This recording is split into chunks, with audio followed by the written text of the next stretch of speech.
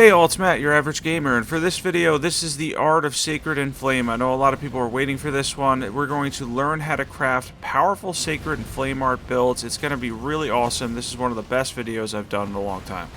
And of course, we're going to be answering many questions in this video, a ton of different questions like how does Sacred and Flame art work? How does it scale? How do you make it powerful? The different damage types like Holy, Fire, etc., and everything you need to know about it.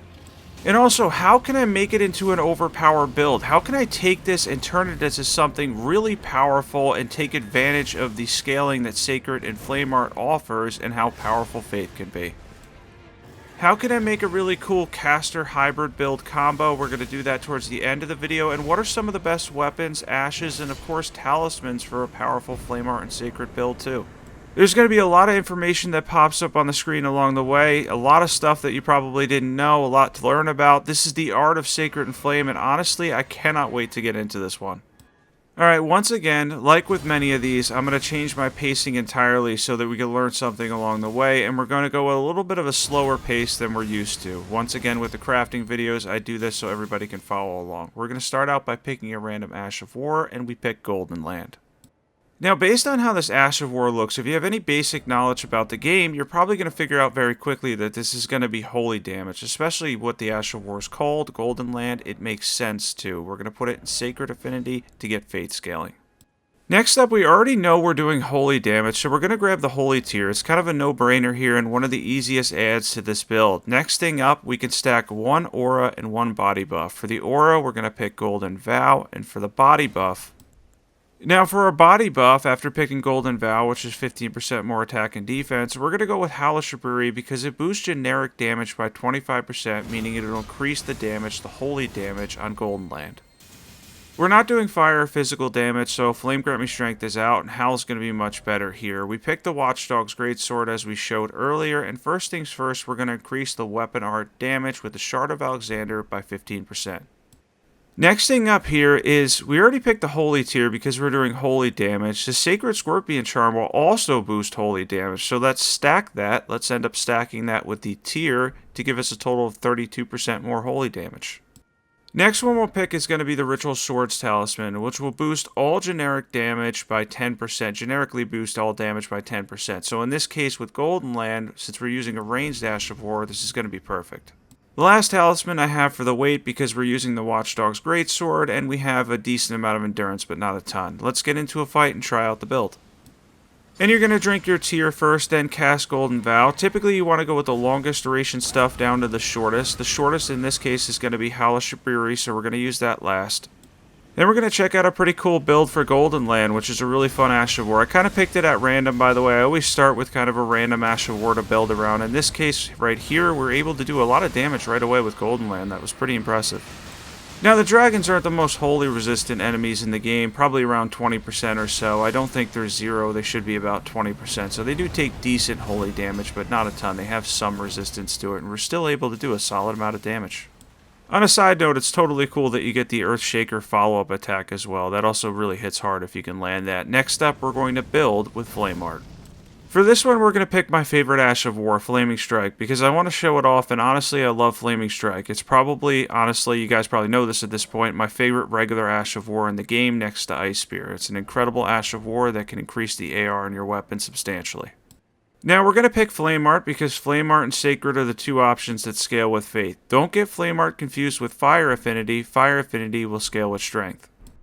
And we picked the Iron Greatsword too, which has amazing base damage and gets a C in Flame Art or Sacred, but once you use Flaming Strike, which we'll talk about in a bit, it gets really great AR. First things first, as we saw the Ash of War, we know we're doing fire damage, so we're going to grab the Flame tier.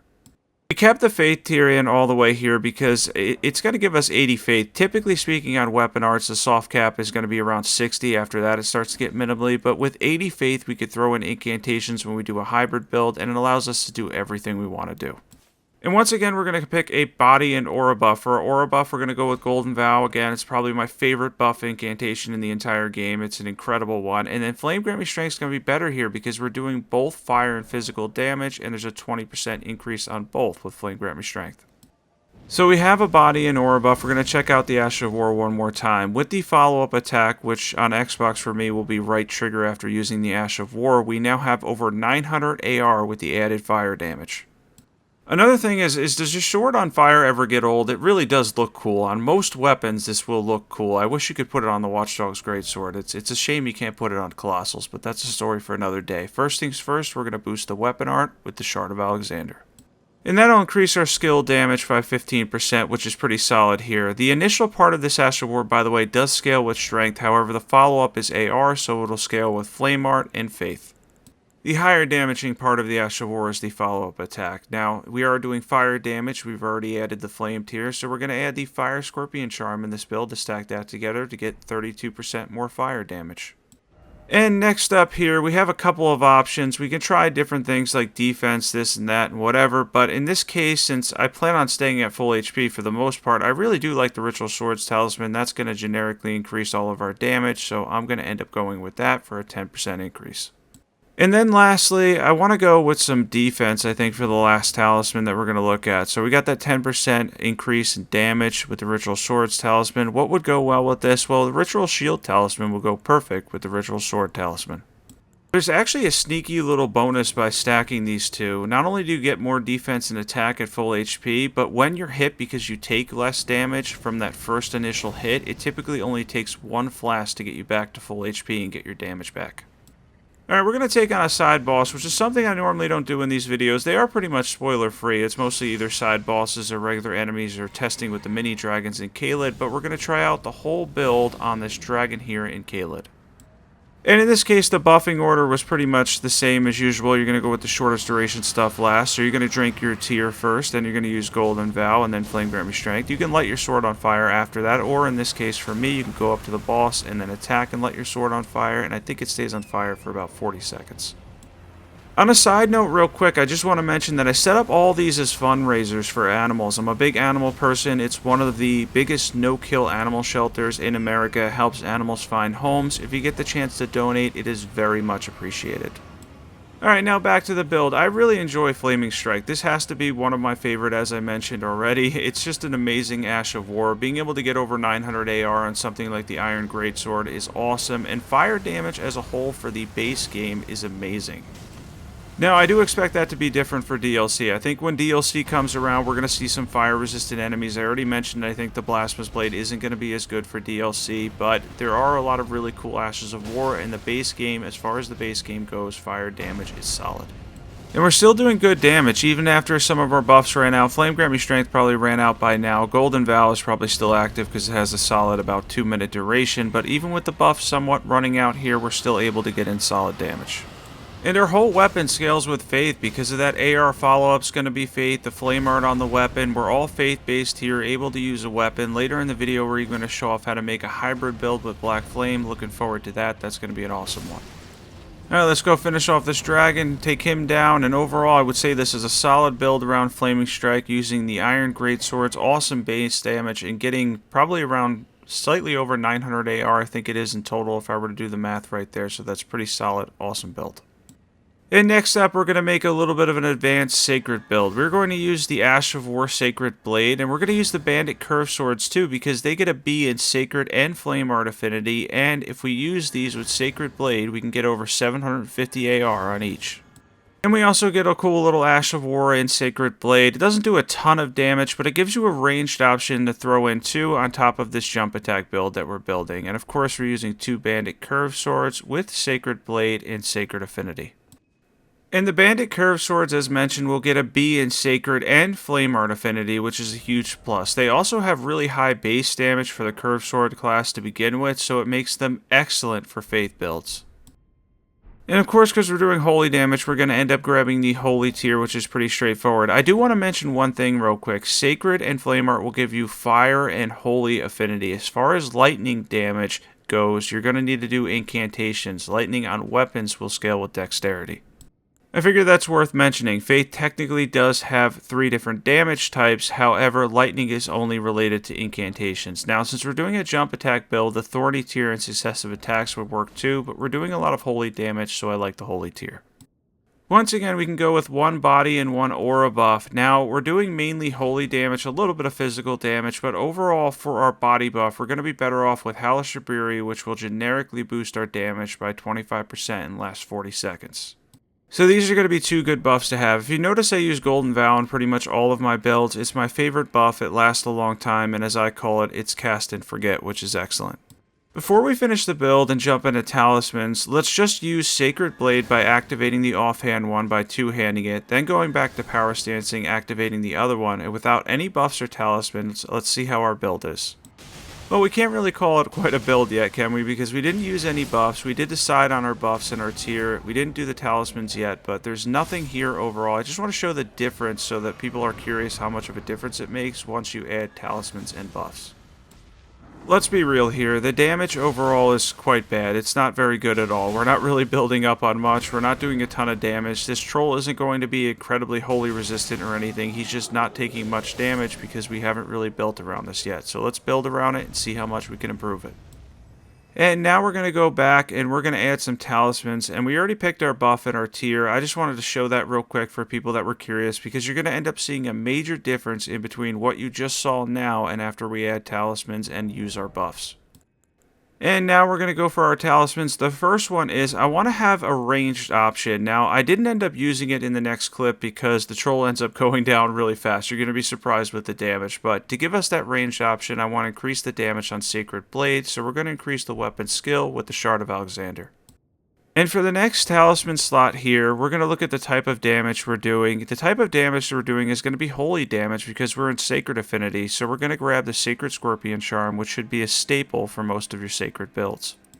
Now we want to look at the rest of this build and how we want to build around it. Do we want to do jump attacks? Well, we're using the Bandit Curve Sword, so that's probably our best bet. Let's grab the Claw Talisman to increase our jump attack damage. And for the last talisman, we have a couple of options. You can use Millicent's Prosthesis. We're building up on successive hits if we're going to do jump attacks. Ritual Sword's Talisman will work too, but in this case, I'm going to go for Rotten Wing Sword Insignia for this build. That's going to ultimately give us the most successive attack damage as a whole, so it's going to be a nice talisman to add to this build. But again, Millicent's Prosthesis or the Ritual Sword's Talisman will work too. Let's grab the Raptor's Black Feathers, a piece of armor that will increase our jump attack damage. That will allow us to complete our build and kind of give us a decent amount of armor too, because we're going to go for 51 poise and hopefully a decent build that you can compare to before and see how much damage we're doing now versus then. Alright, we have to rest up for them to respawn, and then we're going to get ready here. We're going to end up doing our buffs. The buffing order, of course, is going to be your tier. Then you're going to cast Golden Vow, and then Howl of Shabriri is only 40 seconds, so that should be last. And after that, we're going to have to use the Sacred Blade Ash of War on both of our weapons to get that added holy damage that Sacred Blade gives you. So you're going to two-hand the offhand one first, go back to Power Stancing so that you could use both. Alright, now that we have everything, let's see how much damage we do. In 3 jump attacks, we managed to do over 11,000 damage, and the regular enemies got one hit with a single jump attack for 1,100 damage. That build turned out really well. So that's simple. We looked at we're doing holy damage, we looked at the fact that we're doing successive attack damage, we built around both and turned it into a powerful build. Next up here, let's make a mixed build with Black Flame using Incantations and Black Flame Tornado. I'm going to leave the weapon and incantation soft caps in the description. I decided not to include them at the beginning of the video this time because it's kind of simple. For incantations, it's going to be around 60 and 80, the ones that matter. And for weapons, it's going to be somewhere around like 40 or 45 or so, and then 60. And then, of course, after 80, you don't get much.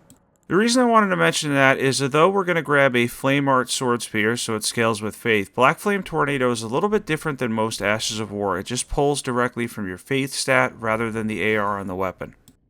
And as it would imply, Black Flame Tornado is going to be fire damage, so the Flame tier is going to be a really smart choice here, and we're going to use the Faith tier once again to get us to 80 Faith.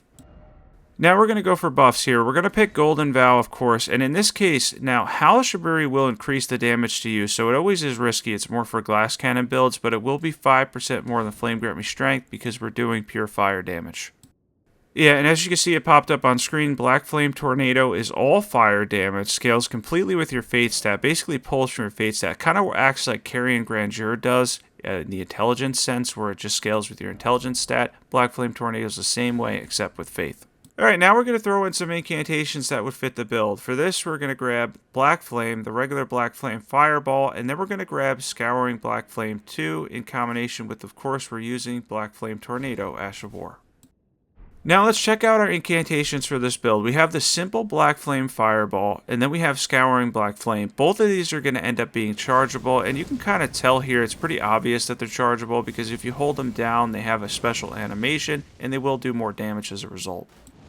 Now, Black Flame Tornado will do more damage when it's charged, but it is not boosted by the Godfrey icon for some reason. I can't explain why. It would be awesome if it was. I guess maybe that would be too much damage. Now, we have the Sword Spear and Flame Art with Black Flame Tornado. Let's start building around this.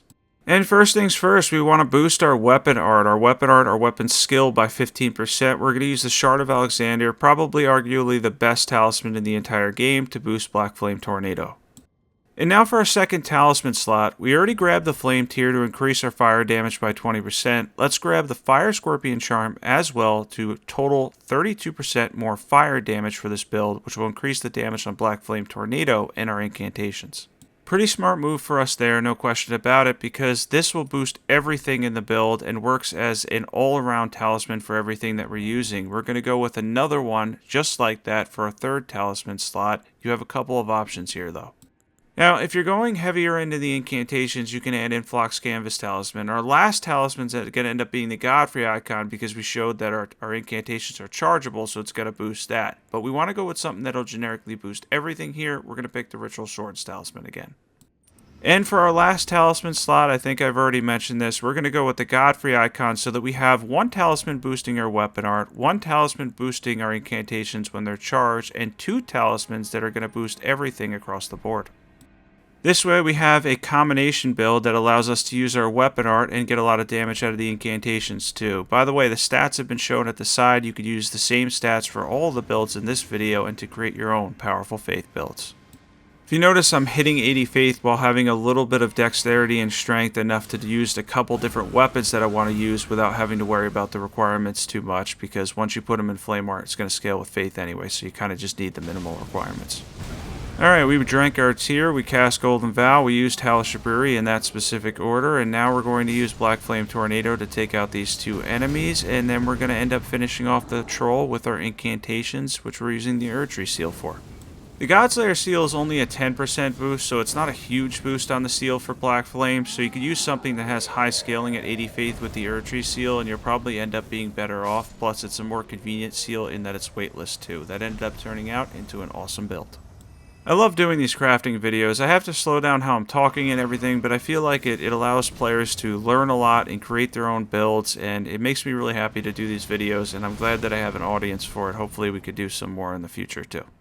Alright, and now for the information part. Some amazing weapons in Flame Art and Sacred. All these weapons will get a B. Bandit Curved Swords, Bloodstained Dagger, Noble Slender Sword, Watchdog's Greatsword, Dismounter and Omen Cleaver, Antspear Rapiers, Nagakiba, and the Starting Katana.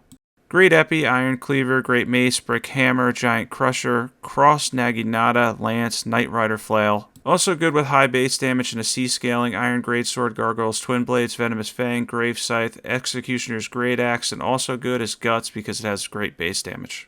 Ashes of War I love in Flame Art and Sacred, Black Flame Tornado, Flaming Strike, Sacred Blade, Golden Land, Earthshaker, the follow-up is AR, Giant Hunt and Lion's Claw, a lot of AR there, Square Off, Noble Slender Sword will get a B, Prayerful Strike.